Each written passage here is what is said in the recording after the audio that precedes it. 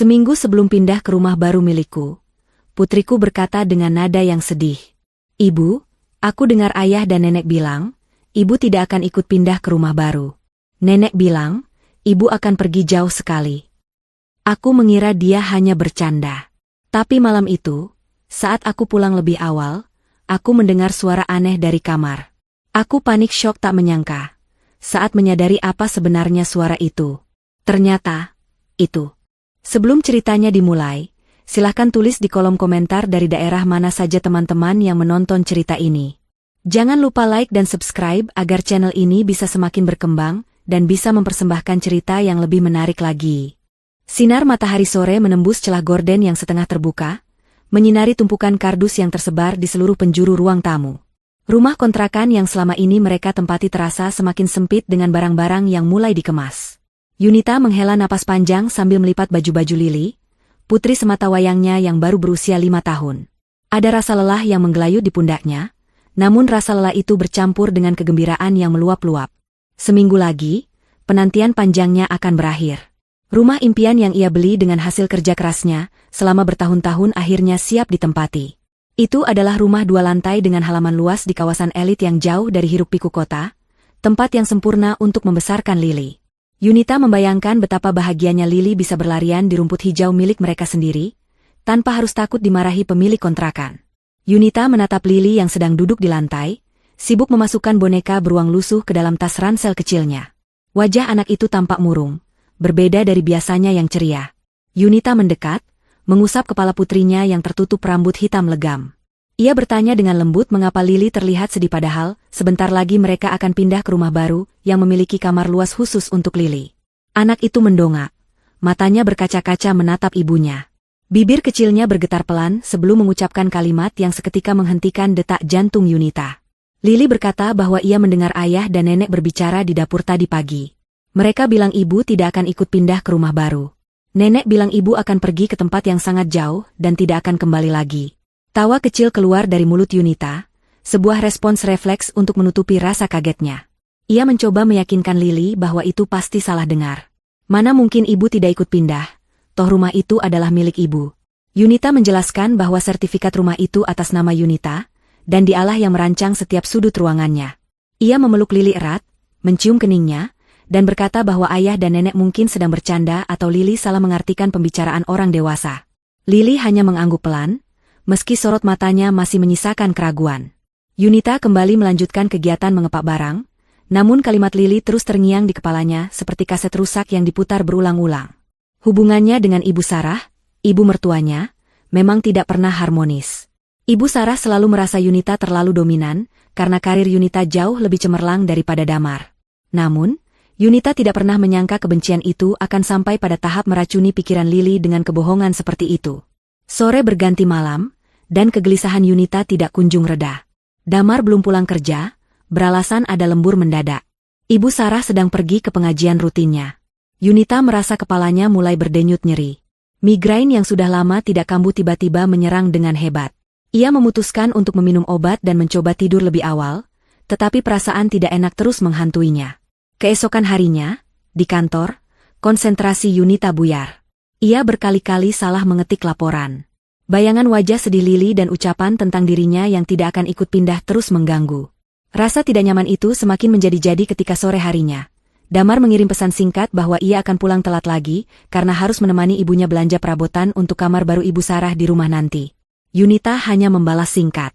Karena migrainnya semakin parah dan perutnya terasa mual, Yunita memutuskan untuk pulang lebih awal dari kantor, 2 jam sebelum jadwal biasanya. Langit sudah mulai gelap ketika mobil sedan Yunita memasuki pekarangan rumah kontrakannya. Ia heran melihat mobil Damar sudah terparkir di garasi. Katanya pulang telat, pikir Yunita. Mungkin Damar berubah pikiran dan ingin memberinya kejutan. Atau mungkin Damar juga sakit. Yunita melangkah pelan menuju pintu depan. Ia hendak mengeluarkan kunci, tetapi ternyata pintu tidak terkunci, hanya tertutup rapat. Suasana rumah terasa sunyi dan gelap, hanya lampu ruang tengah yang menyala remang-remang. Tidak ada suara televisi atau suara Lili. Yunita ingat Lili sedang dititipkan di rumah tetangga, karena pengasuhnya izin pulang kampung. Yunita melepas sepatunya tanpa suara, kebiasaan lama agar tidak membangunkan Lili jika anak itu sudah tidur. Saat melangkah menuju kamar utama, Yunita mendengar suara aneh. Itu bukan suara percakapan biasa. Terdengar suara krek yang panjang dan kasar, seperti suara lakban besar yang ditarik, diikuti suara plastik yang bergesekan. Yunita mengerutkan kening. Jantungnya berdegup kencang tanpa alasan yang jelas. Ia mendekat ke pintu kamar yang sedikit terbuka. Cahaya lampu kamar menerobos keluar lewat celah sempit itu. Yunita menahan napas, lalu perlahan mengintip ke dalam. Pemandangan yang tersaji di depan matanya membuat darahnya seketika terasa beku.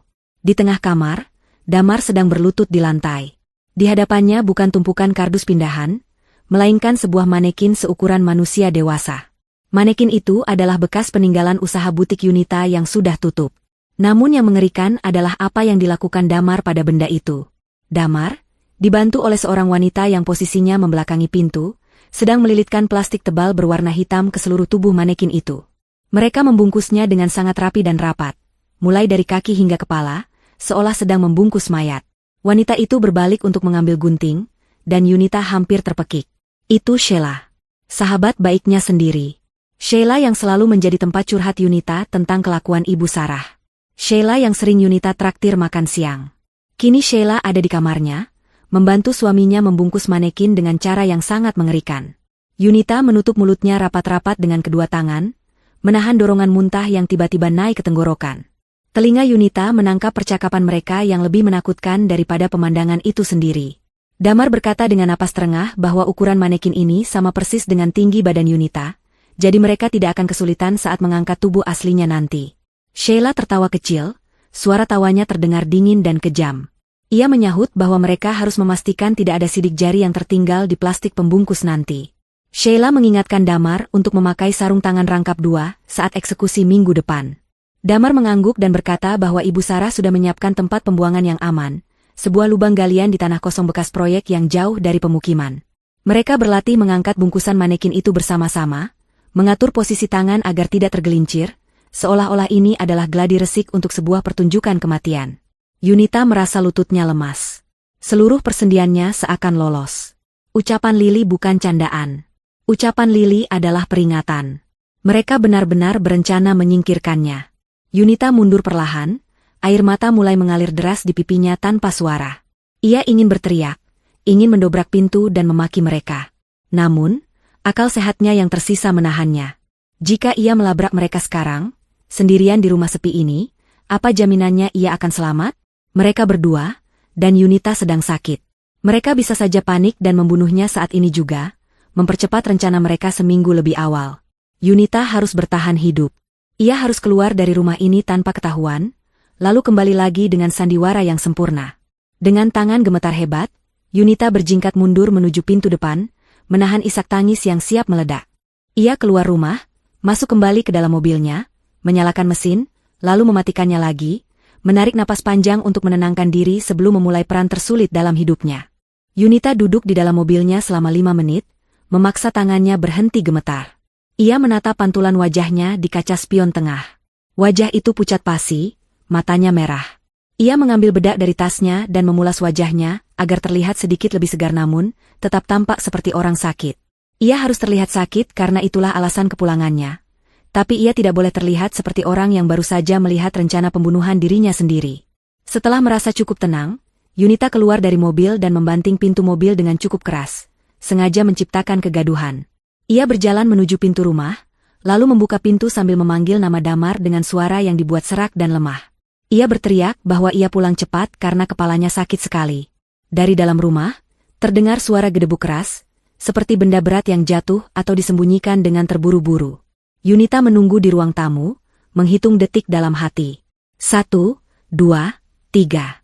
Damar muncul dari arah kamar tidur dengan wajah yang basah oleh keringat dan napas yang sedikit memburu. Kemejanya terlihat berantakan. Ia berusaha tersenyum, namun senyum itu tampak kaku dan penuh kepanikan. Damar bertanya dengan gagap mengapa Yunita sudah pulang jam segini. Yunita memijat pelipisnya, berpura-pura tidak melihat kegugupan suaminya. Ia menjawab bahwa migrainnya kambuh parah dan ia butuh istirahat. Yunita bertanya di mana Lili, dan Damar menjawab cepat bahwa Lili masih di rumah tetangga. Yunita melangkah menuju kamar. Damar dengan sigap menghalanginya sejenak, beralasan bahwa kamar sedang sangat berantakan karena ia sedang mencoba mengemas barang-barang besar. Yunita menatap mata suaminya. Dulu ia melihat cinta di sana, kini ia hanya melihat ketakutan dan tipu daya.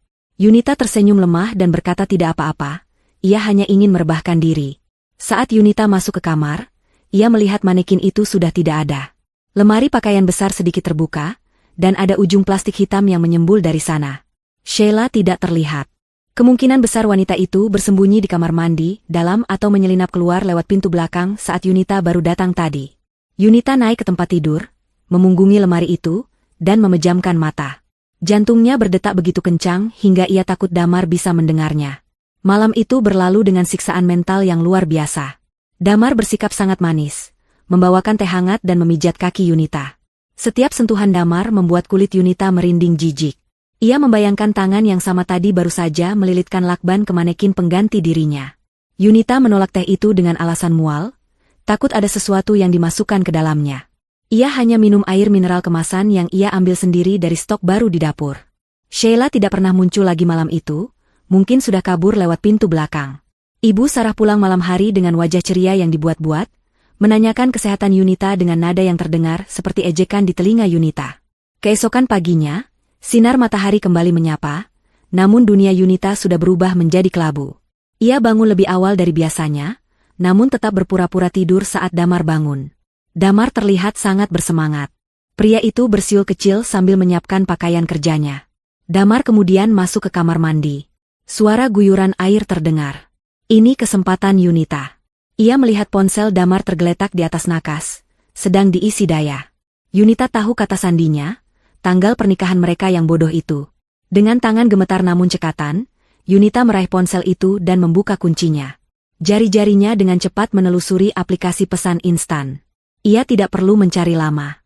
Sebuah grup obrolan bernama Keluarga Bahagia berada di urutan teratas. Anggotanya hanya 3 orang, Damar, Ibu Sarah, dan Sheila. Yunita membaca pesan-pesan terbaru dengan napas tertahan. Pesan terakhir dikirim oleh Ibu Sarah pagi ini, pukul 5 subuh. Isinya membuat darah Yunita mendidih. Ibu Sarah menulis agar Damar bersikap wajar dan terus memanjakan Yunita minggu ini. Ibu Sarah juga menulis bahwa ia sudah mendapatkan racun tikus cair yang tidak berbau dan tidak berasa. Ia akan mencampurkannya sedikit demi sedikit ke dalam bumbu dapur agar kondisi Yunita memburuk secara bertahap, sehingga saat kematian terjadi di hari pindahan, dokter akan mengira itu serangan jantung atau kegagalan organ akibat kelelahan. Yunita menggulir layar ke atas. Ada foto tiket pesawat liburan ke Eropa untuk 3 orang atas nama Damar, Ibu Sarah, dan Sheila, tertanggal 2 minggu setelah kematian Yunita yang direncanakan. Ada juga percakapan tentang utang Damar. Ternyata Damar terlilit utang investasi bodong, hingga miliaran rupiah. Mereka mengincar uang asuransi jiwa Yunita dan aset rumah baru, untuk melunasi utang itu dan hidup mewah. Sheila bahkan sudah memilih kamar mana yang akan ia tempati di rumah baru nanti. Kamar utama yang seharusnya menjadi milik Yunita. Yunita merasa mual, kali ini mual yang sesungguhnya. Ia ingin memotret layar itu sebagai bukti, namun suara air di kamar mandi berhenti. Damar selesai mandi. Dengan panik namun hati-hati, Yunita meletakkan kembali ponsel itu ke posisi semula, memastikan sudut kemiringannya sama persis. Ia segera kembali berbaring dan menarik selimut sebatas leher, mengatur napasnya agar terlihat teratur seperti orang tidur. Pintu kamar mandi terbuka. Aroma sabun maskulin menyeruak, aroma yang dulu Yunita sukai namun kini terasa seperti bau kematian. Damar berjalan mendekat ke tempat tidur, membungkuk, dan mencium kening Yunita. Damar berbisik pelan, menyuruh Yunita bangun untuk sarapan karena ia sudah membuatkan nasi goreng spesial. Yunita membuka matanya perlahan, memaksakan seulas senyum lemah. Dalam hatinya, ia bersumpah. Nasi goreng itu tidak akan pernah menyentuh lidahnya. Dan rumah baru itu tidak akan pernah diinjak oleh kaki kotor mereka. Perang baru saja dimulai, dan Yunita tidak berniat untuk kalah. Ia harus lebih cerdik, lebih licik, dan lebih kejam dari mereka jika ingin menyelamatkan dirinya dan Lily. Aroma nasi goreng yang seharusnya menggugah selera kini tercium, seperti peringatan bahaya bagi Yunita. Ia duduk di meja makan dengan tubuh yang terasa kaku. Damar begitu antusias menyendokkan nasi ke piring Yunita, sebuah pemandangan yang sangat langka. Biasanya, Damar akan sibuk dengan ponselnya dan membiarkan Yunita melayaninya. Namun pagi ini, senyum di wajah suaminya terlihat begitu lebar. Matanya berbinar dengan kilatan yang membuat bulu kuduk Yunita meremang. Damar menyodorkan secangkir kopi hitam panas, uapnya mengepul membawa aroma kafein yang pekat. Damar berkata dengan nada manja agar Yunita menghabiskan kopinya supaya segar dan sakit kepalanya hilang. Yunita menatap cairan hitam itu. Ingatannya kembali pada pesan Ibu Sarah di ponsel Damar tadi pagi, tentang racun tikus cair yang dicampur ke bumbu dapur. Yunita mengangkat cangkir itu perlahan. Tangannya sedikit gemetar, namun ia berusaha menyembunyikannya dengan memegang cangkir menggunakan kedua tangan. Ia mendekatkan bibir cangkir ke mulutnya, berpura-pura meniup uap panasnya. Ekor matanya menangkap gerak-gerik Damar yang menatapnya tanpa berkedip, seolah sedang menunggu momen kemenangan. Yunita memiringkan cangkir, membiarkan sedikit saja cairan itu menyentuh ujung lidahnya. Rasanya memang kopi, tetapi ada sedikit rasa sepat dan logam yang tertinggal, rasa asing yang tidak seharusnya ada di sana. Dengan gerakan cepat seolah-olah menahan mual, Yunita meletakkan cangkir itu kembali ke tatakan dengan agak kasar hingga menimbulkan bunyi berdenting. Ia membekap mulutnya dan berlari menuju wastafel dapur, berpura-pura muntah hebat. Damar terkejut dan segera menghampirinya, bertanya dengan nada panik yang dibuat-buat apakah Yunita baik-baik saja. Yunita menyalakan keran air dengan deras, lalu membuang sedikit kopi yang ada di mulutnya ke saluran pembuangan dan berkumur berkali-kali. Ia berbalik menatap Damar dengan wajah memelas, mengatakan bahwa perutnya menolak makanan dan minuman apapun pagi ini. Ia beralasan asam lambungnya mungkin sedang naik drastis karena stres pindahan. Damar terlihat kecewa, matanya melirik cangkir kopi yang masih penuh. Ia memaksa Yunita untuk mencoba minum sedikit lagi, beralasan mubazir dan kopi itu mahal. Namun Yunita menggeleng tegas, mengatakan bahwa ia harus segera pergi ke kantor untuk menyelesaikan beberapa berkas sebelum izin sakit setengah hari. Tanpa menunggu bantahan Damar, Yunita menyambar tas kerjanya dan bergegas keluar, meninggalkan sarapan maut itu tak tersentuh. Tujuan Yunita bukanlah kantor, melainkan rumah sakit swasta tempat Dr. Hasan berpraktik. Dr. Hasan adalah teman lama mendiang ayah Yunita yang sangat ia percayai. Di ruang periksa yang dingin dan berbau antiseptik, Yunita menceritakan kecurigaannya dengan suara bergetar namun runtut. Ia meminta tes darah lengkap dan toksikologi. Awalnya Dr. Hasan terlihat ragu dan mengira Yunita hanya paranoid. Namun melihat keseriusan dan ketakutan di mata wanita berhijab itu, ia segera melakukan prosedur yang diminta. 2 jam menunggu hasil terasa seperti 2 tahun bagi Yunita. Ia duduk di ruang tunggu sambil meremas-remas ujung jilbabnya, berdoa agar kecurigaannya salah, meski hatinya tahu kebenaran yang pahit. Ketika Dr. Hasan memanggilnya kembali, wajah pria tua itu tampak keruh. Ia meletakkan lembaran hasil lab di meja, dan menatap Yunita dengan prihatin. Dr. Hasan menjelaskan bahwa ditemukan jejak zat arsenik dalam dosis rendah di dalam darah Yunita. Dosisnya memang belum mematikan, tetapi jika dikonsumsi terus-menerus dalam seminggu, organ dalam Yunita akan mengalami kegagalan fungsi secara perlahan. Dr. Hasan menawarkan untuk segera menghubungi polisi karena ini adalah percobaan pembunuhan. Namun, Yunita menahannya. Ia menggeleng kuat. Bukti ini belum cukup untuk memenjarakan mereka semua. Jika ia lapor sekarang, Damar dan Ibu Sarah bisa berkelit bahwa Yunita keracunan makanan dari luar. Yunita butuh bukti telak. Ia meminta Dr. Hasan merahasiakan ini dan memberinya obat penawar racun serta vitamin untuk menjaga staminanya tetap kuat selama seminggu ke depan. Sore harinya, Yunita menjemput Lili dari sekolah. Hatinya terasa hancur setiap kali melihat wajah polos putrinya yang tidak tahu menahu bahwa ayahnya sendiri berniat melenyapkan ibunya. Sesampainya di rumah, Lili berlari ke kamarnya dan kembali dengan selembar kertas gambar yang sudah lecek.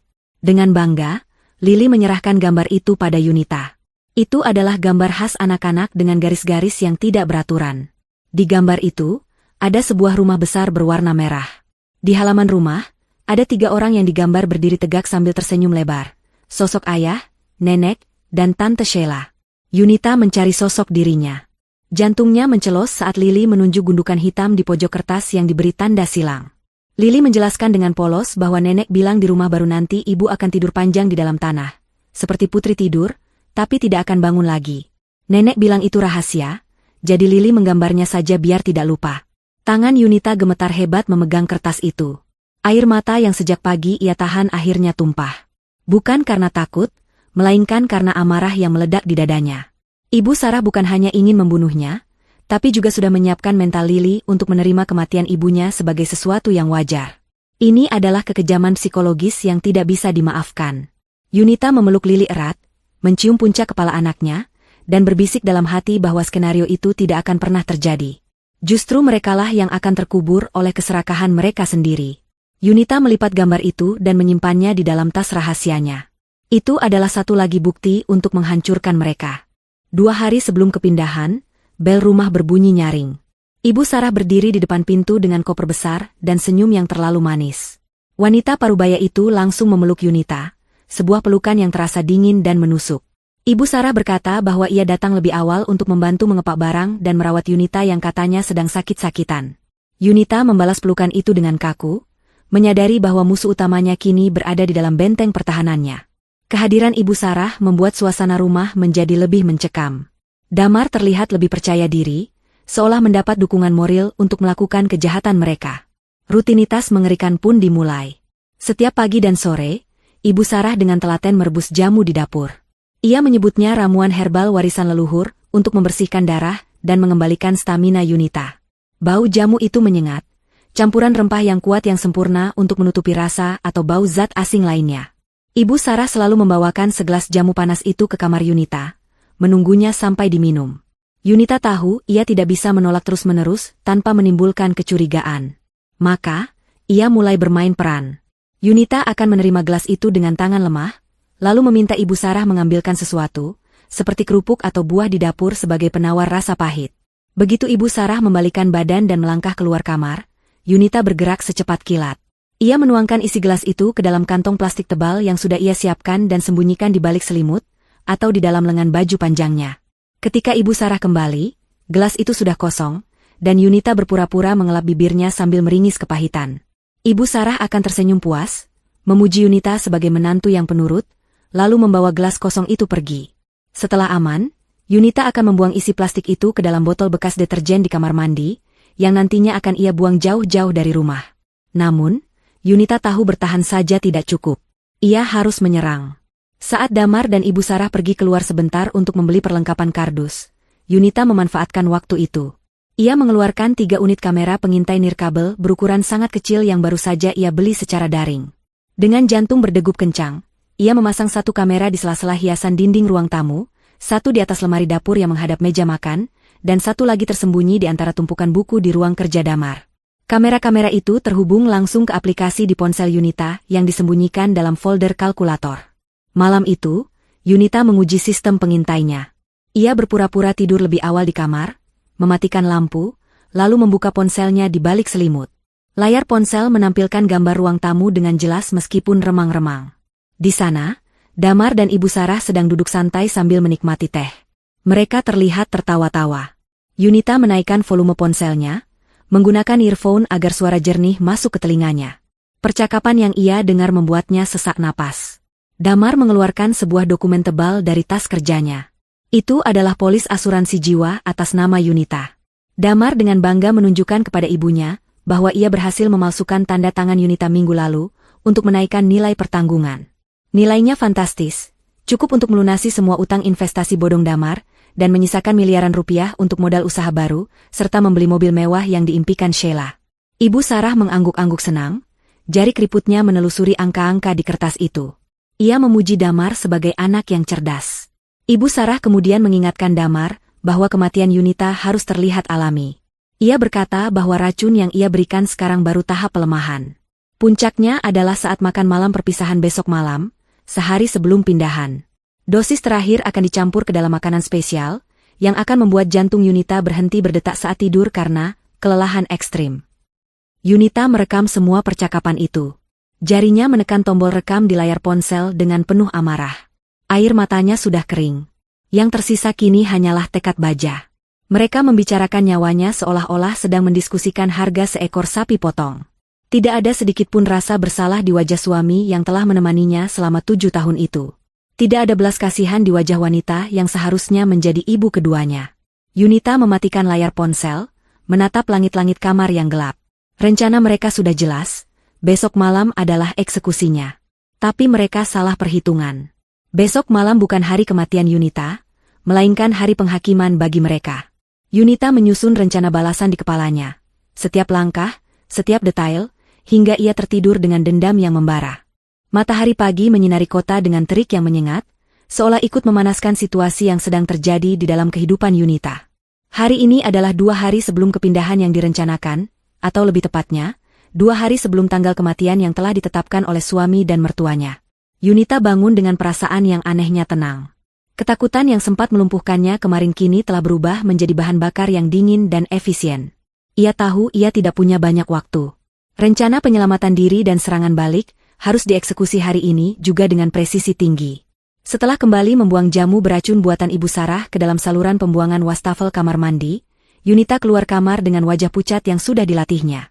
Ia berpamitan pada Damar dan Ibu Sarah, mengatakan bahwa ia harus pergi ke kantor sebentar untuk menandatangani beberapa berkas penting sebelum mengajukan cuti sakit total. Damar awalnya melarang, khawatir Yunita akan pingsan di jalan, namun Ibu Sarah justru mendukungnya. Di mata wanita tua itu, semakin cepat Yunita menyelesaikan urusan pekerjaannya, semakin cepat pula warisan dan aset Yunita bisa jatuh ke tangan mereka tanpa sengketa perusahaan. Yunita melajukan mobil sedannya membelah kemacetan kota. Tujuannya bukanlah kantor, melainkan bank sentral tempat ia menyimpan sebagian besar aset likuidnya. Di dalam ruang layanan prioritas yang kedap suara, Yunita bekerja cepat dengan bantuan manajer bank kepercayaannya. Ia memindahkan dana tabungan, deposito, dan hasil penjualan saham yang baru saja ia cairkan ke sebuah rekening baru yang ia buat atas nama perwalian khusus untuk Lili. Rekening ini memiliki klausul ketat di mana tidak ada seorang pun, termasuk Damar sebagai ayah kandung, yang bisa menarik uangnya tanpa persetujuan pengacara yang ditunjuk Yunita. Selain itu, Yunita juga menghubungi notaris untuk memblokir sertifikat rumah baru, agar tidak bisa dipindahtangankan atau dijaminkan ke bank oleh siapapun dalam waktu dekat dengan alasan sengketa internal. Langkah ini adalah pengamanan finansial mutlak. Jika sesuatu yang buruk terjadi padanya, Damar tidak akan mendapatkan sepeser pun uang tunai untuk membayar utang investasi bodongnya. Ia hanya akan mendapatkan rumah yang tidak bisa dijual, dan tumpukan tagihan yang akan mencekiknya. Setelah urusan aset selesai, Yunita memulai tahap kedua dari rencananya, perang psikologis. Ia mampir ke sebuah toko elektronik kecil di pinggiran kota, dan membeli sebuah ponsel murah serta kartu perdana sekali pakai yang tidak terdaftar atas namanya. Yunita duduk di dalam mobilnya yang terparkir di bawah pohon rindang, menatap layar ponsel murah itu dengan tatapan tajam. Ia mengetik sebuah pesan singkat yang ditujukan ke nomor pribadi Damar. Pesan itu berbunyi sangat spesifik dan mengancam. Isinya mengatakan bahwa pengirim pesan tahu tentang rencana pembunuhan Yunita, tahu tentang racun arsenik di bumbu dapur, dan tahu tentang utang investasi bodong Damar. Pesan itu diakhiri dengan ancaman bahwa jika Damar tidak mentransfer uang tutup mulut sebesar 500 juta rupiah dalam waktu 24 jam, semua bukti rekaman akan dikirimkan ke polisi dan ke Yunita. Yunita menekan tombol kirim, lalu mematikan ponsel itu dan menyimpannya di laci dashboard yang terkunci. Ia membayangkan kepanikan yang akan melanda suaminya sebentar lagi. Ketika Yunita pulang ke rumah siang harinya, suasana tegang langsung terasa di udara. Damar duduk di sofa ruang tamu dengan wajah yang basah oleh keringat dingin, padahal pendingin ruangan menyala maksimal. Kakinya bergoyang-goyang gelisah, dan matanya terus menatap ponsel yang ia genggam erat. Yunita menyapa dengan suara lemah, berpura-pura tidak tahu apa-apa. Damar tersentak kaget, hampir menjatuhkan ponselnya. Ia menjawab sapaan Yunita dengan gagap, mengatakan bahwa ia hanya sedang pusing memikirkan urusan pindahan. Yunita tahu pesan terornya sudah sampai. Damar pasti sedang berpikir keras siapa orang yang tahu rencananya. Hanya ada 3 orang yang tahu, Damar, Ibu Sarah, dan Sheila. Damar tidak mungkin mencurigai ibunya sendiri. Kecurigaan itu pasti akan mengarah pada satu nama, Sheila. Benih ketidakpercayaan mulai ditanam, dan Yunita hanya perlu menyiramnya sedikit lagi agar tumbuh menjadi pohon perpecahan. Malam harinya, saat makan malam, ketegangan semakin memuncak. Ibu Sarah masak sup ayam yang aromanya sangat gurih. Namun Yunita tahu panci sup itu sudah dibumbui. Yunita kembali melakukan trik menukar makanan. Ia mengambil porsi kecil. Lalu saat Damar dan Ibu Sarah lengah melihat berita di televisi, ia memindahkan isi mangkuknya ke dalam kantong plastik di pangkuannya. Setelah mangkuknya kosong, Yunita meletakkannya kembali di meja dan mulai berbicara dengan nada menerawang. Ia bercerita bahwa semalam ia bermimpi sangat aneh. Ia bermimpi melihat seekor tikus besar yang serakah mencoba mencuri keju di dapur, tapi tikus itu justru mati kaku karena memakan racun yang ia siapkan sendiri. Yunita menatap mata Ibu Sarah lekat-lekat sambil tersenyum misterius. Lalu bertanya apakah mimpi itu pertanda bahwa rumah baru mereka akan bebas dari hama. Wajah Ibu Sarah seketika berubah pucat pasi, sendok di tangannya berdenting pelan menyentuh piring. Wanita tua itu terdiam 1000 bahasa, merasa tersindir sekaligus ketakutan seolah Yunita tahu sesuatu. Namun, Yunita segera mengalihkan pembicaraan dengan lugu, membahas warna gorden, membiarkan rasa paranoid itu menggerogoti pikiran mertuanya sepanjang malam. Hari H-1. Ini adalah hari terakhir sebelum tanggal yang mereka tetapkan sebagai hari kematian Yunita. Sheila datang pagi-pagi sekali dengan alasan ingin membantu packing terakhir. Penampilannya terlihat modis seperti biasa, namun ada aura ketidaksabaran di wajahnya. Sheila jelas ingin semua ini cepat selesai agar ia bisa segera menikmati uang asuransi dan rumah mewah itu. Yunita menyambutnya dengan pelukan hangat seorang sahabat, pelukan Yudas yang menyembunyikan belati di balik senyumannya. Yunita mengajak Sheila masuk ke kamar tamu tempat barang-barang Sheila diletakkan sementara. Saat Sheila pergi ke kamar mandi untuk membenahi riasannya, Yunita bergerak cepat. Ia mengeluarkan sebuah amplop yang sudah ia persiapkan semalam. Di dalamnya terdapat hasil cetakan bukti pemesanan tiket pesawat fiktif yang Yunita buat sendiri, dengan sangat rapi menggunakan aplikasi penyunting foto. Tiket itu tertera atas nama Sheila dan seorang pria asing bernama Bramantio, dengan tujuan penerbangan ke Bali, tertanggal tepat 3 hari setelah pencairan klaim asuransi yang direncanakan. Yunita menyelipkan amplop itu ke dalam tas tangan Sheila yang terbuka di atas kasur, memastikannya sedikit menyembul keluar agar mudah terlihat. Tidak lama kemudian, Damar masuk ke kamar itu mencari lakban. Yunita dengan polos meminta tolong pada Damar untuk mengambilkan tisu basah di dalam tas Sheila, karena tangan Yunita kotor terkena debu. Damar merogoh tas itu dan tangannya menyentuh amplop tersebut. Rasa penasaran membuatnya menarik amplop itu keluar. Yunita mengamati dari sudut mata bagaimana ekspresi Damar berubah drastis dari bingung menjadi merah padam karena amarah saat membaca isi tiket palsu itu. Damar meremas kertas itu, rahangnya mengeras. Ia menatap ke arah pintu kamar mandi tempat Sheila berada dengan tatapan membunuh. Dalam pikiran Damar yang sudah kacau karena teror pesan kemarin, ini adalah bukti valid bahwa Sheila akan mengkhianatinya. Sheila akan membawa kabur uang bagiannya dan pergi bersenang-senang dengan pria lain, meninggalkan Damar dengan utang dan dosa pembunuhan. Siang harinya, suasana rumah terasa seperti medan perang dingin. Damar mendiamkan Sheila. Setiap kali Sheila mencoba bicara atau merayunya, Damar membuang muka atau menjawab dengan ketus.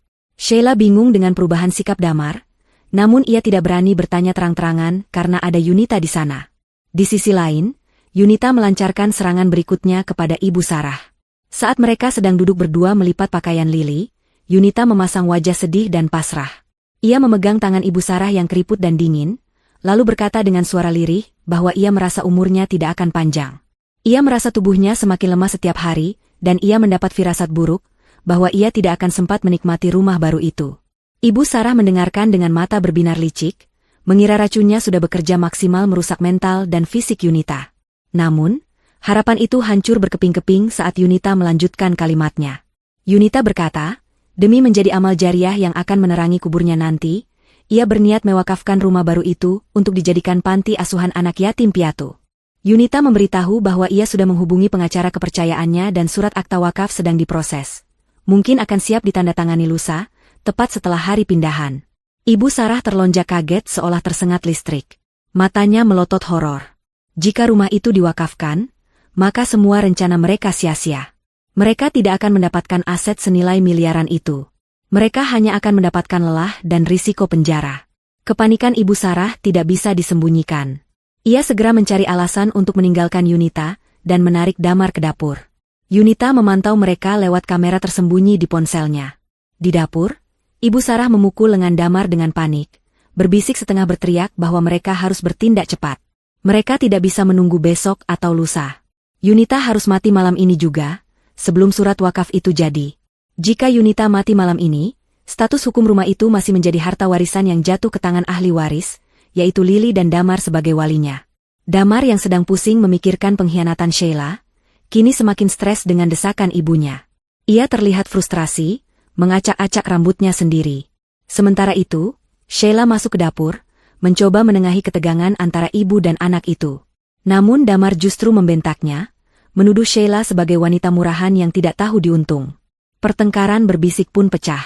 Damar mengungkit soal tiket pesawat, Sheila yang tidak tahu apa-apa menyangkal mati-matian, menuduh Damar hanya mencari alasan untuk tidak membagi uang hasil kejahatan. Ibu Sarah yang pusing melihat pertengkaran mereka, akhirnya mengambil alih komando. Ia menampar pipi Damar pelan untuk menyadarkannya, lalu mencengkeram lengan Sheila. Dengan suara mendesis seperti ular, Ibu Sarah memerintahkan mereka untuk diam. Ia berkata bahwa urusan pribadi bisa diselesaikan nanti. Fokus utama sekarang adalah memastikan Yunita tidak bangun lagi besok pagi. Ibu Sarah memutuskan untuk merubah rencana. Makan malam perpisahan malam ini akan menjadi eksekusi final. Ia akan membuat jus jeruk segar kesukaan Yunita, dan kali ini ia akan memasukkan seluruh sisa racun arsenik yang ia miliki ke dalam gelas Yunita. Tidak perlu lagi dosis kecil, mereka butuh kematian instan. Damar dan Sheila akhirnya diam, terpaksa menyetujui gencatan senjata demi tujuan jahat mereka. Yunita yang mendengar semua itu dari kamar tidurnya tersenyum dingin. Ia melihat jam dinding, waktu menunjukkan pukul 5 sore. Ia punya waktu 2 jam sebelum makan malam maut itu disajikan. Ini adalah waktu yang cukup untuk mempersiapkan kejutan terakhir. Yunita mengeluarkan botol kecil dari tasnya, berisi campuran obat pencahar dosis kuda dan obat tidur lelap berbentuk cair yang sudah ia gerus halus dan larutkan.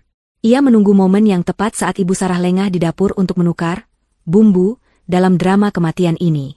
Malam ini, bukan nyawa Yunita yang akan melayang, melainkan harga diri dan kebebasan mereka yang akan hancur lebur. Matahari perlahan tenggelam di ufuk barat, menyisakan semburat jingga yang memudar menjadi kelabu, seolah alam semesta pun tahu bahwa kegelapan pekat akan segera menyelimuti rumah kontrakan itu. Malam ini adalah malam terakhir mereka di rumah lama, sebuah malam yang oleh Damar, Sheila, dan Ibu Sarah dianggap sebagai gerbang menuju kebebasan finansial. Namun bagi Yunita, ini adalah panggung sandiwara terakhir sebelum tirai kebenaran dibuka. Suasana di dalam rumah terasa ganjil. Kardus-kardus sudah tertumpuk rapi di sudut ruangan, menyisakan ruang makan yang sengaja dikosongkan untuk acara makan malam perpisahan. Ibu Sarah bersikeras memasak sendiri hidangan spesial malam ini. Aroma opor ayam dan sambal goreng hati menyeruak dari dapur, aroma yang biasanya membangkitkan selera makan, kini bagi Yunita tercium seperti bau kematian yang disamarkan dengan rempah-rempah. Yunita duduk di kamar tidurnya, baru saja selesai menunaikan salat maghrib. Ia melipat mukenanya dengan tenang, berdoa panjang memohon perlindungan dan kekuatan. Ia mendengar suara Ibu Sarah di kamar sebelah, sedang mengaji dengan suara yang dikeraskan, sebuah pencitraan munafik untuk menutupi rencana keji yang akan dilakukannya sebentar lagi. Damar sedang di teras depan, merokok dengan gelisah, sementara Sheila, yang datang kembali dengan wajah tebal seolah pertengkaran siang tadi tidak terjadi, sedang menata meja makan. Ini adalah celah waktu yang ditunggu Yunita. Saat Ibu Sarah sibuk dengan Tuhan palsunya, dan Damar serta Sheila sibuk dengan dunia mereka, dapur adalah wilayah tak bertuan.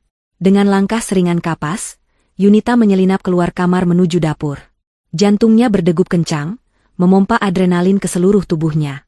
Matanya menyapu meja dapur yang penuh dengan bahan makanan. Di sana, di samping cobek batu, tergeletak sebuah botol kaca kecil bekas obat batuk yang isinya sudah diganti dengan cairan bening. Yunita tahu itu adalah racun arsenik cair yang dimaksud Ibu Sarah. Tanpa membuang waktu, Yunita mengambil botol itu, menyimpannya ke dalam saku gamisnya sebagai barang bukti yang tak terbantahkan. Sebagai gantinya, ia mengeluarkan botol serupa yang telah ia siapkan dari saku sebelahnya. Botol itu berisi campuran obat pencahar dosis tinggi dan obat tidur cair yang sangat kuat. Yunita menuangkan sebagian besar isi botol itu ke dalam panci besar opor ayam yang sedang mendidih, dan sisanya ia tuangkan ke dalam teko besar berisi sirup merah dingin yang sudah disiapkan di meja saji. Ia mengaduknya cepat dengan sendok sayur, memastikan semuanya tercampur rata, lalu mencuci sendok itu dan kembali ke kamarnya secepat kilat, tepat sebelum suara pintu kamar Ibu Sarah terbuka. Setengah jam kemudian, panggilan makan malam terdengar. Yunita keluar kamar dengan wajah yang ia buat tampak sayu dan lelah. Ia melihat meja makan yang sudah tertata rapi. Damar duduk di ujung meja sebagai kepala keluarga, Ibu Sarah di sisi kanan, dan Sheila, dengan tidak tahu malunya, duduk di sisi kiri, tempat yang biasanya diduduki Lily. Lily sendiri sudah tidur lelap di kamar setelah Yunita memberinya susu hangat yang aman dan memastikannya tidak keluar kamar malam ini. Ibu Sarah menyambut Yunita dengan senyum lebar yang mengerikan, menyuruhnya duduk di kursi yang tersisa. Wajah wanita tua itu tampak berseri-seri, seolah ia baru saja memenangkan lotre, padahal ia baru saja merencanakan pembunuhan menantunya sendiri. Ibu Sarah dengan sigap menyendokkan nasi dan opor ayam ke piring Yunita. Ia memilih potongan ayam yang paling besar, menuangkan kuah yang banyak. Makan yang banyak, Yunita. Kamu butuh tenaga untuk besok. Ini masakan spesial ibu, resep rahasia keluarga, ucap Ibu Sarah dengan nada yang dibuat selembut mungkin. Yunita menatap piringnya. Ia tahu opor itu sudah ia netralkan dengan obat pencahar, jadi racun arsenik yang asli tidak ada di sana. Namun, ia tetap harus waspada. Ia tidak boleh memakan terlalu banyak obat pencahar itu sendiri. Terima kasih, Bu, jawab Yunita pelan. Tapi perutku masih sangat mual. Aku hanya akan makan sedikit nasi dan kuahnya saja. Ibu Sarah tampak sedikit kecewa, tapi ia tidak memaksa karena yakin racun di kuah itu sudah cukup. Damar dan Sheila mulai makan dengan lahap. Mereka terlihat sangat kelaparan, Atau mungkin mereka makan dengan rakus untuk menutupi kegugupan mereka. Percakapan di meja makan itu sungguh absurd.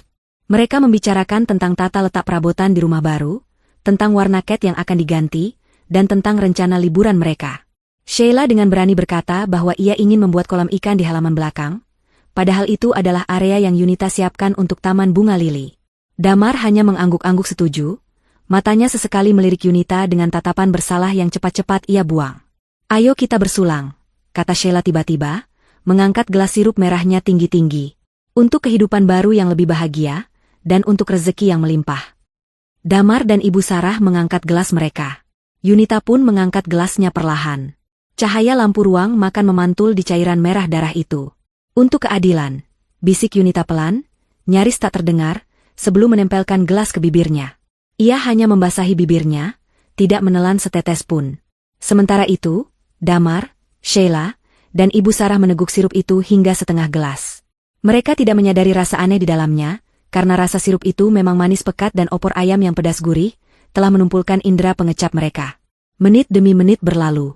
Mereka terus makan dan minum, menambah porsi opor ayam yang telah bercampur obat tidur dan pencahar itu. Yunita mengamati mereka seperti elang mengamati mangsanya. Ia melihat keringat mulai muncul di dahi Damar. Sheila mulai menguap beberapa kali, matanya terlihat sayu. Ibu Sarah memegangi perutnya sesekali, wajahnya menunjukkan ketidaknyamanan, namun ia memaksakan diri untuk tetap tersenyum. Racun buatan Yunita mulai bekerja lebih cepat dari dugaan, karena dikombinasikan dengan perut yang penuh. "Kenapa, Bu? Sakit perut?" tanya Yunita dengan nada polos, memecah keheningan yang mulai canggung. "Ah, tidak. Cuma agak kembung sedikit.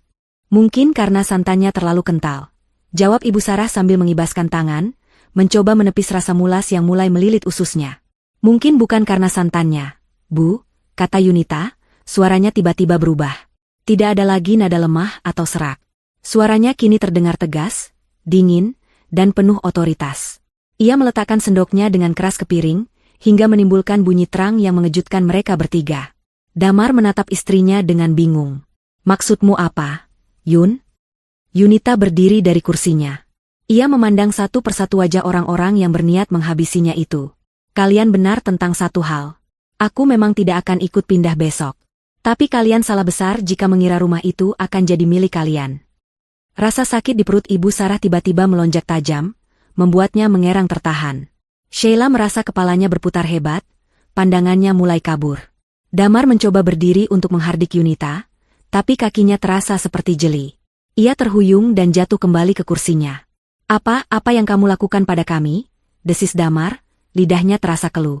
Yunita tersenyum, senyum yang belum pernah dilihat Damar sebelumnya. Senyum kemenangan seorang korban yang telah mengambil alih kendali. "Aku hanya memberikan bumbu tambahan yang pantas untuk pengkhianat," jawab Yunita tenang. "Selamat menikmati malam terakhir kalian di rumah ini. Atau lebih tepatnya, malam terakhir kalian sebagai manusia bebas." Rasa kantuk yang amat sangat berat mulai menyerang mereka, bertarung dengan rasa sakit perut yang melilit hebat. Kombinasi yang melumpuhkan. Mereka ingin berlari ke kamar mandi, tapi tubuh mereka terlalu lemas untuk digerakkan. Mereka terperangkap di kursi masing-masing, menatap Yunita dengan horor, menyadari bahwa mangsa mereka telah berubah menjadi pemangsa yang jauh lebih mengerikan. Ruang makan itu kini dipenuhi oleh suara erangan kesakitan dan napas berat. Damar, Sheila, dan Ibu Sarah merosot di kursi mereka dalam posisi yang tidak wajar. Tubuh mereka lumpuh, tapi kesadaran mereka masih dipaksa bertahan oleh rasa sakit di perut yang semakin menjadi-jadi. Obat pencahar dosis tinggi itu mulai bereaksi brutal, menciptakan sensasi terbakar dan gejolak yang memalukan di dalam perut mereka, sementara obat tidur memaksa kelopak mata mereka untuk menutup. Mereka terjebak dalam limbo ketidakberdayaan yang menyiksa. Yunita berjalan santai mengelilingi meja makan. Ia mengambil ponsel Damar yang tergeletak di meja, lalu ponsel Sheila dan Ibu Sarah. Ia mematikan semua akses mereka ke dunia luar. Tidak ada yang bisa memanggil ambulans atau polisi untuk menyelamatkan mereka dari situasi ini. Yunita kemudian berjalan menuju ruang tengah, mengambil remote televisi, dan menyalakannya. Televisi pintar berukuran besar itu menyala, menampilkan layar biru sejenak sebelum terhubung dengan ponsel Yunita melalui fitur mirroring. "Kalian suka nonton film, kan?" tanya Yunita sambil berdiri di samping televisi layaknya seorang presenter. "Malam ini aku punya film dokumenter eksklusif. Judulnya, Keluarga Bahagia yang Membusuk." Di layar televisi, muncul rekaman video berkualitas tinggi. Itu adalah rekaman dari kamera tersembunyi yang dipasang Yunita di kamar tidur 2 hari lalu. Gambar Damar dan Sheila yang sedang membungkus manekin dengan plastik hitam terpampang jelas. Suara mereka terdengar jernih, mendiskusikan cara membuang mayat Yunita agar tidak meninggalkan jejak. Mata Damar terbelalak lebar meski berat, ia berusaha berteriak, "Matikan." Tapi suaranya hanya keluar sebagai gumaman tak jelas. Video berganti. Kali ini menampilkan Ibu Sarah di dapur, sedang mencampurkan sesuatu ke dalam toples bumbu sambil menelepon seseorang, mungkin dukun atau penjual racun ilegal, bertanya tentang dosis yang tepat untuk membunuh seseorang secara perlahan tanpa terdeteksi autopsi. Wajah Ibu Sarah di layar terlihat begitu jahat dan penuh kebencian, sangat kontras dengan topeng ibu mertua penyayang yang selama ini ia pakai. "Lihat," kata Yunita, menunjuk ke layar. "Kalian pikir kalian pintar. Kalian pikir aku bodoh. Selama seminggu ini, aku tahu setiap langkah kalian. Aku dengar setiap rencana busuk kalian. Kalian mau membunuhku demi uang asuransi? Demi melunasi utang investasi bodongmu, Mas?" Yunita menatap Damar dengan tatapan jijik. "Dan kamu, Sheila? Kamu pikir kamu akan jadi nyonya rumah di rumah baruku? Kamu cuma dimanfaatkan. Tiket pesawat yang kamu temukan itu aku yang buat. Tapi lucunya, kalian langsung saling curiga. Persahabatan dan cinta kalian ternyata semurah itu." Sheila menangis tanpa suara, air matanya meleleh membasahi pipi yang riasannya mulai luntur. Rasa sakit di perutnya tak tertahankan, dan rasa malu karena kebodohannya semakin menghancurkan mentalnya. Yunita belum selesai.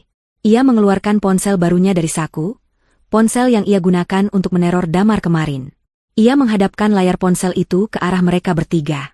Di layar ponsel itu, terlihat aplikasi media sosial sedang aktif dalam mode live streaming. Di pojok kanan atas, angka penonton terus bertambah dengan cepat, sudah mencapai ribuan orang. Kolom komentar bergerak liar dengan kecepatan cahaya, penuh dengan hujatan, sumpah serapah, dan ikon wajah marah dari warganet. "Say hello to the world," kata Yunita dingin. "Sejak kalian mulai makan tadi, aku sudah menyiarkan semuanya secara langsung. Ribuan orang mendengar pengakuan kalian, melihat wajah kalian, dan menonton video kejahatan kalian yang kuputar di TV. Bukan hanya teman-teman kita, Mas, tapi juga rekan kerjamu, tetangga kita, bahkan mungkin polisi yang sedang patroli siber. Kalian sudah viral. Selamat, kalian akhirnya terkenal." Wajah Damar berubah menjadi abu-abu. Karirnya, reputasinya, hidupnya, hancur dalam sekejap mata. Ia menyadari bahwa tidak ada jalan kembali. Bahkan jika ia selamat dari racun ini, ia tidak akan punya tempat lagi di masyarakat. Ia sudah diadili oleh pengadilan sosial yang paling kejam sebelum hukum negara menyentuhnya. "Oh, satu hal lagi," lanjut Yunita, seolah baru teringat sesuatu yang remeh. "Soal rumah baru itu. Aku tidak benar-benar mewakafkannya. Itu cuma pancingan supaya kalian panik dan bertindak gegabah malam ini. Rumah itu sudah kuubah sertifikatnya atas nama Lily, dengan hak asuh tunggal dipegang oleh adikku yang jaksa jika aku mati. Tapi karena aku masih hidup, rumah itu tetap milikku. Dan kalian tidak akan pernah menginjakkan kaki di sana. Tempat kalian yang baru adalah sel penjara yang dingin dan sempit." Tiba-tiba, suara sirine terdengar sayup-sayup dari kejauhan, semakin lama semakin mendekat dan nyaring. Cahaya lampu rotator berwarna biru mulai memantul di dinding ruang tamu melalui jendela depan. Tetangga yang menonton siaran langsung Yunita pasti sudah menelepon polisi. Atau mungkin adik Yunita yang juga sedang menonton. Yunita berjalan mendekati pintu depan, lalu berbalik menatap ketiga sosok menyedihkan yang kini mulai kehilangan kendali atas fungsi tubuh mereka akibat obat pencahar. Bau busuk mulai tercium di ruangan itu, bau kotoran manusia yang keluar tanpa bisa ditahan. Sebuah penghinaan terakhir yang sempurna. Ibu Sarah, wanita yang selalu menjaga citra ningratnya, kini terbaring tak berdaya di atas kotorannya sendiri. "Polisi sudah datang," kata Yunita sambil membuka pintu lebar-lebar, membiarkan udara malam yang segar masuk menggantikan udara busuk di dalam. "Aku akan menyambut mereka. Jangan khawatir, aku akan menyerahkan semua buktinya, botol racun asli, rekaman video, hasil tes lab darahku, dan tentu saja kalian bertiga dalam kondisi yang sangat memesona ini." Damar mencoba menggapai kaki Yunita saat istrinya itu melewatinya, tapi Yunita melangkah mundur dengan jijik. "Jangan sentuh aku," desis Yunita. "Tanganmu terlalu kotor." Yunita melangkah keluar ke teras, menghirup udara malam dalam-dalam. Di depannya, 2 mobil patroli polisi berhenti dengan rem berdecit. Beberapa petugas berseragam turun dengan sigap. Yunita mengangkat kedua tangannya, bukan untuk menyerah, tapi sebagai tanda bahwa ia adalah korban yang selamat. Air mata buaya yang selama ini ia tahan akhirnya menetes, kali ini sebagai air mata kelegaan. Drama ini sudah berakhir. Babak baru kehidupannya akan segera dimulai, tanpa parasit, tanpa racun, dan tanpa rasa takut. Suara sirine mobil polisi membelah keheningan malam di lingkungan perumahan yang biasanya tenang itu. Cahaya lampu rotator berwarna biru dan merah berputar-putar, memantul di dinding rumah kontrakan Yunita, menciptakan bayangan yang dramatis. Di dalam rumah, aroma busuk kotoran manusia yang menyengat hidung bercampur dengan bau sisa makanan di meja makan, menciptakan atmosfer yang menjijikan. Tiga sosok antagonis yang tadinya begitu sombong merencanakan pembunuhan, kini terduduk lemas tak berdaya di kursi mereka dengan kondisi yang sangat memalukan. Damar, Sheila, dan Ibu Sarah tidak bisa bergerak. Obat tidur membuat kesadaran mereka timbul tenggelam, sementara obat pencahar terus menyiksa perut mereka tanpa ampun. Mereka sadar bahwa polisi sudah memasuki rumah, tetapi tubuh mereka menolak untuk merespons perintah otak untuk kabur atau setidaknya membersihkan diri. Ini adalah titik terendah dalam hidup mereka, sebuah penghinaan total yang disaksikan langsung oleh Yunita dan ribuan penonton siaran langsung di dunia maya. Beberapa petugas kepolisian berseragam lengkap masuk dengan senjata siaga, diikuti oleh adik Yunita yang merupakan seorang jaksa muda. Adik Yunita segera berlari memeluk kakaknya yang berdiri tegak di ambang pintu dapur. Yunita membiarkan dirinya dipeluk, namun matanya tetap tertuju dingin pada ketiga orang yang kini dikerumuni petugas. Polisi yang masuk sempat menutup hidung mereka karena bau yang menyengat, namun profesionalisme membuat mereka tetap menjalankan tugas. Mereka melihat kondisi Damar dan dua wanita lainnya yang setengah pingsan dan kotor. Tidak ada perlawanan. Tidak ada drama kejar-kejaran. Yang ada hanyalah tiga penjahat yang dilumpuhkan oleh keserakahan dan perut mereka sendiri. Petugas medis kepolisian segera dipanggil untuk memeriksa kondisi vital mereka sebelum membawa mereka ke kantor polisi, memastikan mereka tidak mati konyol sebelum diadili. Yunita dengan tenang menyerahkan semua barang bukti kepada kepala tim penyidik. Ia menyerahkan botol kecil berisi racun arsenik asli yang ia ambil dari meja dapur, ponsel Damar yang berisi percakapan grup jahat mereka, dan salinan rekaman CCTV yang sudah ia unduh ke dalam flash disk. Polisi yang menerima bukti-bukti itu menggelengkan kepala tak percaya. Rencana pembunuhan itu begitu rapi dan keji, melibatkan ibu kandung dan sahabat sendiri. Namun, cara korban membalasnya sungguh cerdas dan telak. Yunita tidak perlu mengotori tangannya dengan darah. Ia hanya membiarkan mereka menghancurkan diri mereka sendiri. Saat Damar digotong keluar oleh dua petugas, karena kakinya terlalu lemas untuk berjalan, ia sempat menoleh ke arah Yunita. Tatapannya kosong, penuh keputusasaan. Yunita hanya membalasnya dengan tatapan datar tanpa ekspresi, seolah sedang melihat sampah yang akhirnya dibuang ke tempat pembuangan akhir. Berita penangkapan itu menyebar lebih cepat daripada api yang membakar hutan kering. Siaran langsung Yunita telah disimpan dan diunggah ulang oleh ribuan akun di berbagai platform media sosial. Keesokan paginya, wajah Damar, Ibu Sarah, dan Sheila terpampang di halaman depan Surat Kabar Nasional dan menjadi topik utama di semua stasiun televisi. Judul beritanya beragam namun senada, konspirasi keji suami dan mertua gagal total, istri cerdas jebak pelaku dengan obat pencahar, dan drama makan malam berujung jeruji besi. Reputasi mereka hancur lebur dalam semalam. Netizen yang marah melacak semua informasi tentang mereka. Kantor tempat Damar bekerja langsung mengeluarkan surat pemecatan tidak hormat pagi itu juga. Perusahaan tempat Sheila bekerja melakukan hal yang sama, bahkan merilis pernyataan bahwa mereka tidak mentolerir karyawan yang terlibat tindak kriminal. Di dalam sel tahanan sementara yang dingin dan pengap, Damar terbangun dengan rasa sakit di sekujur tubuhnya. Efek obat tidur sudah hilang, berganti dengan realitas yang mengerikan. Ia berada di sel yang penuh sesak dengan tahanan lain. Berita tentang kejahatannya ternyata sudah sampai ke telinga para penghuni penjara. Di dunia kriminal, pembunuh istri atau anak menempati kasta terendah dan paling dibenci. Saat Damar mencoba duduk di pojok sel, seorang narapidana bertato besar mendekatinya. Tanpa banyak bicara, sebuah pukulan keras mendarat di rahang Damar, disusul tendangan dari narapidana lain. Damar meringkuk kesakitan, memohon ampun, tapi tidak ada yang peduli. Ia yang biasanya tampil necis dengan kemeja rapi dan wangi parfum mahal, kini babak belur, kotor, dan terhina. Bayangan hidup mewah di rumah baru lenyap sudah, digantikan oleh mimpi buruk yang akan berlangsung bertahun-tahun. Nasib Sheila tidak kalah menyedihkan. Ia ditempatkan di sel wanita yang terpisah. Orang tuanya yang malu besar menolak untuk menjenguk atau menyewakan pengacara. Sheila menangis histeris di pojok sel, meratapi nasibnya. Ia kehilangan segalanya. Karir, teman, keluarga, dan masa depan. Wajah cantiknya kini sembab dan kusam. Ia terus bergumam menyalahkan Damar yang menyeretnya ke dalam masalah ini, dan menyalahkan Yunita yang begitu tega mempermalukannya. Namun, jauh di lubuk hatinya, ia tahu bahwa keserakahannya lah yang membawanya ke tempat ini. Ia mengingat tiket pesawat palsu itu, dan menyadari betapa bodohnya, ia bisa diadu domba dengan begitu mudah. Sementara itu, Ibu Sarah mengalami nasib yang paling ironis. Guncangan mental akibat penangkapan dan rasa malu yang luar biasa memicu tekanan darahnya melonjak drastis. Ia terkena serangan stroke ringan yang membuat sebagian wajahnya kaku dan bicaranya menjadi pelo. Ia tidak dibawa ke rumah sakit swasta mewah seperti yang selalu ia banggakan, melainkan dirawat di klinik penjara yang fasilitasnya sangat terbatas. Wanita yang selalu menjaga citra sebagai ningrat yang terhormat itu, kini harus berbaring di kasur tipis yang keras, dilayani oleh perawat yang ketus. Tidak ada lagi jamu herbal, tidak ada lagi pijatan, dan tidak ada lagi perintah-perintah angkuh. Ia sendirian dalam ketidakberdayaan, terkurung dalam tubuh yang sakit dan jeruji besi yang kokoh. Impiannya untuk menikmati masa tua di rumah mewah Yunita telah berubah menjadi vonis mati perlahan di balik tembok penjara. Seminggu kemudian, Yunita datang mengunjungi Damar di rumah tahanan.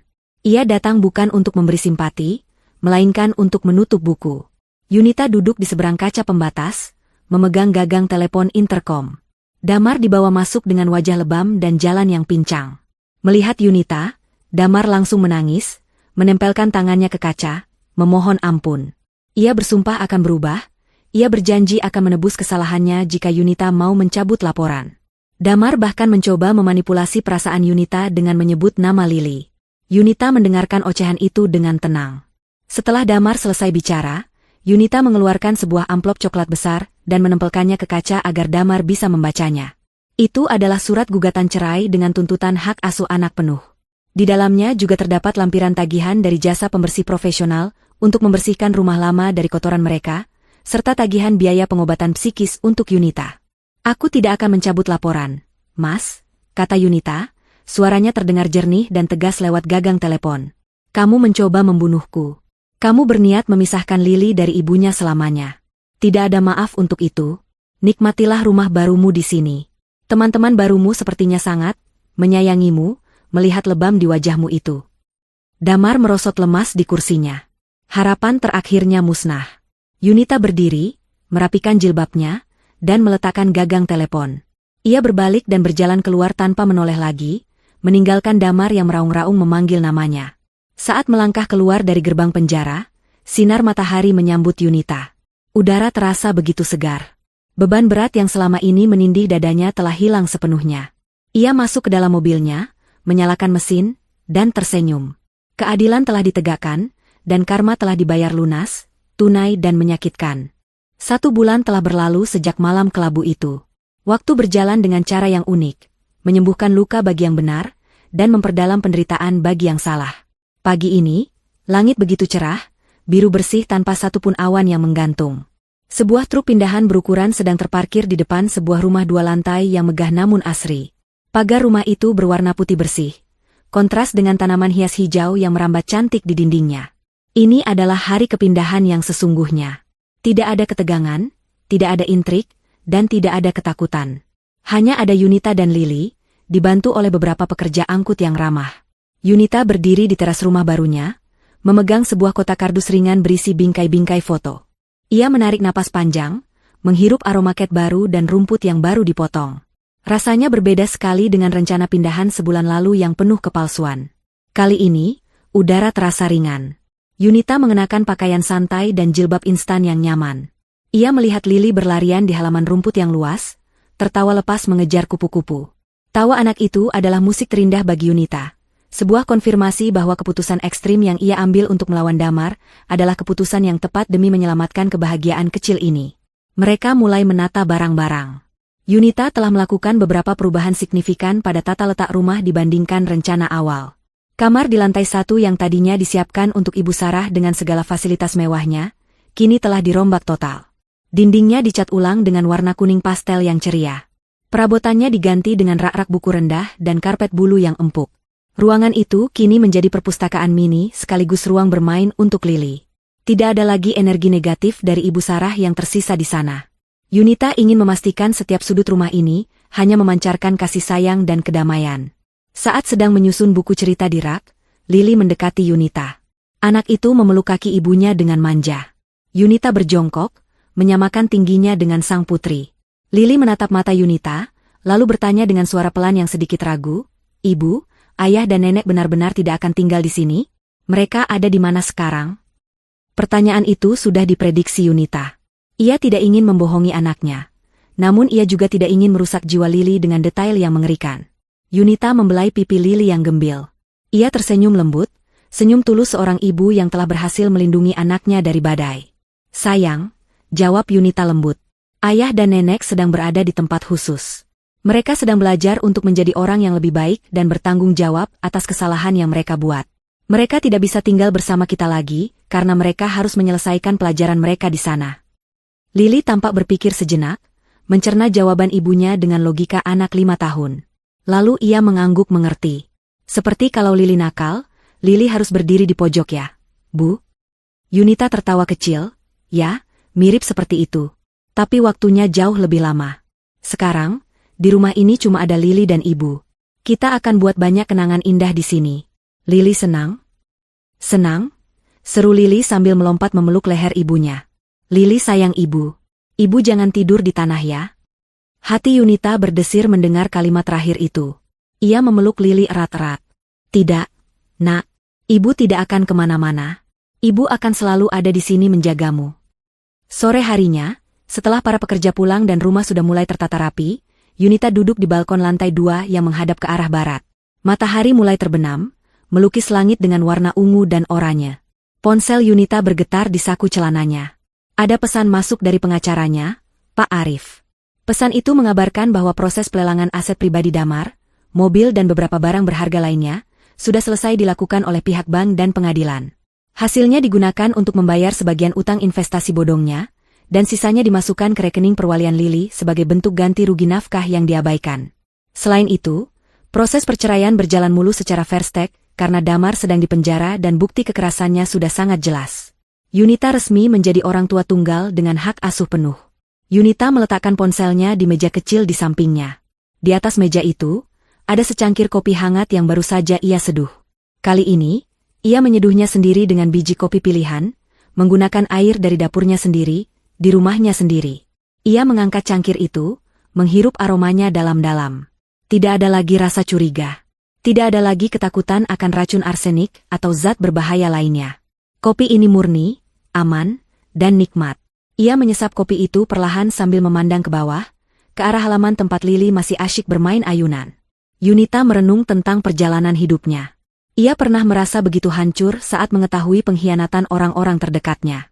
Ia pernah merasa ketakutan setengah mati saat tahu nyawanya terancam. Namun, ia memilih untuk tidak menjadi korban. Ia memilih untuk melawan, menggunakan kecerdasannya untuk membalikkan keadaan. Dan hari ini, ia menuai hasil dari keberaniannya itu. Rumah baru ini bukan sekadar bangunan fisik dari batu bata dan semen. Rumah ini adalah simbol kemerdekaannya.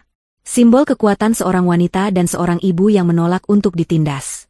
Dinding-dinding rumah ini akan menjadi saksi tawa Lili tumbuh dewasa, bukan saksi bisu kematian ibunya. Yunita merasa sangat bersyukur. Tuhan masih memberinya kesempatan kedua untuk hidup, dan ia berjanji tidak akan menyia-nyiakannya. Angin sore berhembus pelan, menerbangkan ujung jilbab Yunita. Ia merasa begitu damai, sebuah perasaan yang sudah lama hilang dari hatinya. Bayangan Damar, Ibu Sarah, dan Sheila perlahan memudar dari ingatannya, menjadi masa lalu kelam yang tidak lagi memiliki kuasa untuk menyakitinya. Mereka hanyalah penonton dari kejauhan, terkurung dalam konsekuensi perbuatan mereka sendiri, sementara Yunita melangkah maju ke masa depan yang cerah. Yunita meletakkan cangkir kopinya yang sudah kosong. Ia berdiri, merentangkan tangannya seolah ingin memeluk langit senja. Senyum lebar terukir di wajahnya. Ternyata benar kata Lili waktu itu. Gumam Yunita pada dirinya sendiri, suaranya penuh kepuasan. Aku memang tidak ikut pindah ke neraka yang mereka siapkan. Aku pindah ke surgaku sendiri. Yunita berbalik, melangkah masuk ke dalam rumah untuk memanggil Lili makan malam. Pintu balkon ditutup perlahan, memisahkan kegelapan malam di luar dengan cahaya hangat yang bersinar terang di dalam rumah barunya. Hidup baru telah dimulai, dan kali ini, Yunita yang memegang kendali penuh atas takdirnya.